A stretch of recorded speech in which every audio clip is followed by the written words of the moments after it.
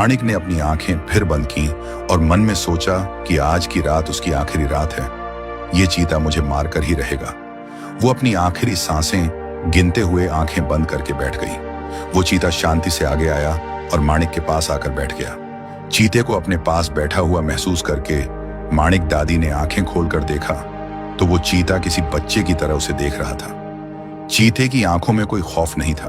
वो प्यार भरी नजरों से माणिक दादी को देख रहा था, मानो वो कुछ कहने की कोशिश कर रहा हो। उसका ये बर्ताव देखकर माणिक दादी इतना तो समझ गई थी कि उसे अब उस चीते से कोई खतरा नहीं है। वो अब निश्चिंत हो गई और फिर सो गई। दर्द और थकान के मारे उसकी आंखें बंद हो रही थीं। माणिक दादी के खून की खुशबू और भी कुछ जंगली जानवरों तक पहुंच गई थी।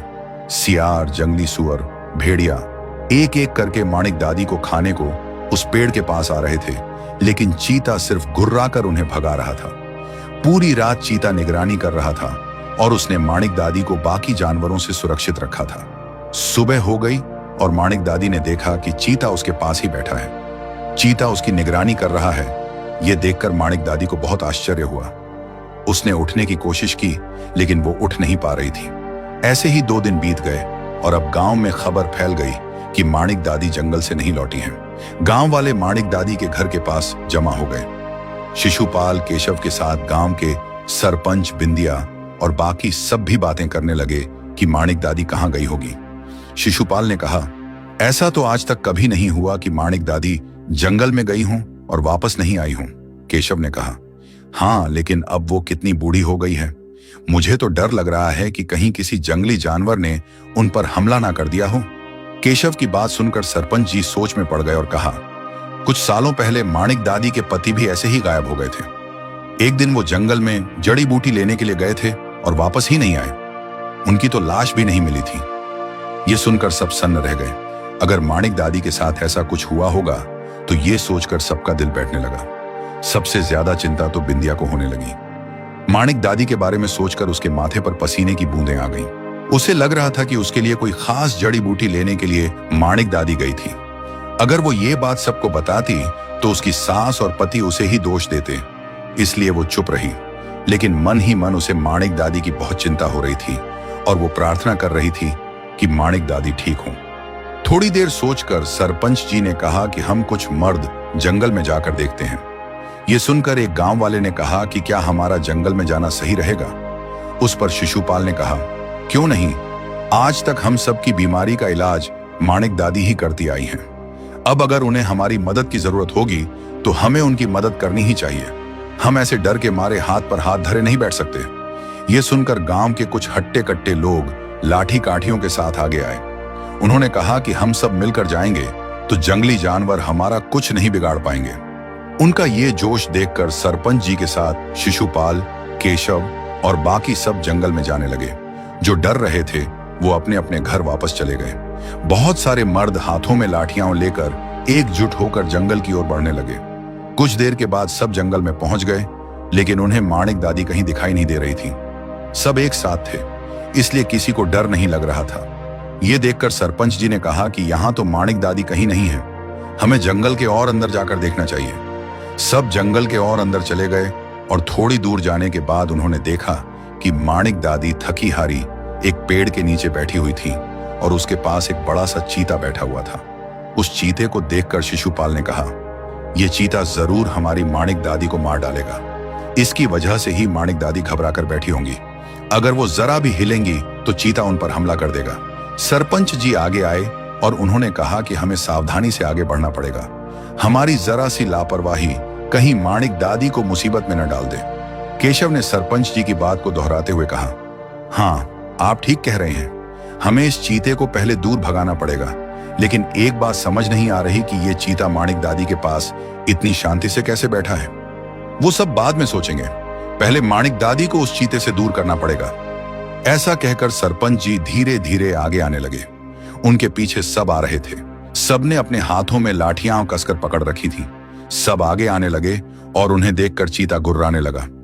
उसके गुर्राने की आवाज सुनकर माणिक दादी ने अपनी आंखें खोली और गांव वालों को चीते को मारने के लिए आता हुआ देखकर कहा, नहीं, इस पर हमला करने का विचार भी मत करो। ये मुझे मारने नहीं, मुझे बचाने आया है। माणिक दादी की ये बात सुनकर सब जहां थे वहीं रुक गए। शिशुपाल ने कहा, माणिक दादी, तुम ये क्या कह रही हो?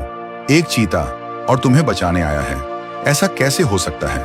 और तुम ऐसे इस पेड़ के नीचे क्यों बैठी हो? शिशुपाल के सवाल में माणिक दादी के लिए उसकी चिंता साफ झलक रही थी।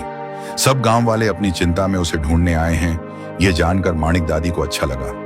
माणिक दादी ने बताया कि कैसे वो फिसलकर एक गड्ढे में जाकर गिर गई थी।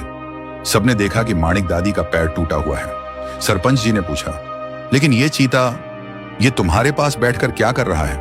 तब माणिक दादी ने इतने दर्द में भी मुस्कुराते हुए कहा, इस चीते को ध्यान से देखो, इस चीते के माथे पर एक खास निशान है। सबने देखा तो चीते के माथे पर ठीक बीच में एक काले रंग का निशान था, जो किसी पुराने घाव के निशान जैसा लग रहा था।